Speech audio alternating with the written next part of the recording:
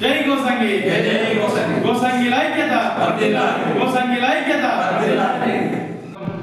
చేపట్టినటువంటి ఎస్సీ వర్గీకరణను గోసంగి కులస్తులను స్వాగతిస్తున్నాము. కానీ ఎస్సీ వర్గీకరణలో మా గోసంగి కులానికి తీవ్ర అన్యాయానికి ఆ విధంగా గురి చేసిళ్ళు. మరి మాల మాదిగల తర్వాత అత్యధిక జనాభా కలిగిన మా కులాన్ని కేవలము 23,351 జనాభాగా చూపించడం చాలా బాధాకరం. మరి జస్టిస్ షమీమ్ అఖ్తర్ గారికి మేము ఉపకులం అన్నటువంటి మమ్మల్ని మాల మాదిగతో కలపొద్దని ప్రత్యేక గ్రూప్గా గుర్తించాలని చెప్పేసి మేము కోరడం జరిగింది.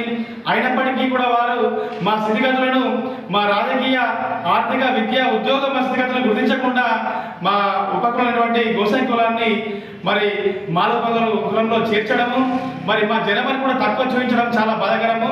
మరి బీసీలకు 2024 కులగణన తీసుకుంటున్న ప్రభుత్వము మరి ఎస్సీలకు మరి 2011 జనాభా తీసుకోవడము కూడా చాలా బాధాకరం అని చెప్పేసి నేను తెలియజేస్తున్నాను. మేము గోసంగి కులస్తులము రాష్ట్రంలో అత్యధిక జనాభా కలిగిన వాళ్ళము. మేము ప్రభుత్వాన్ని ఒకటే కోరుతున్నాము, మమ్మల్ని గుర్తించండి.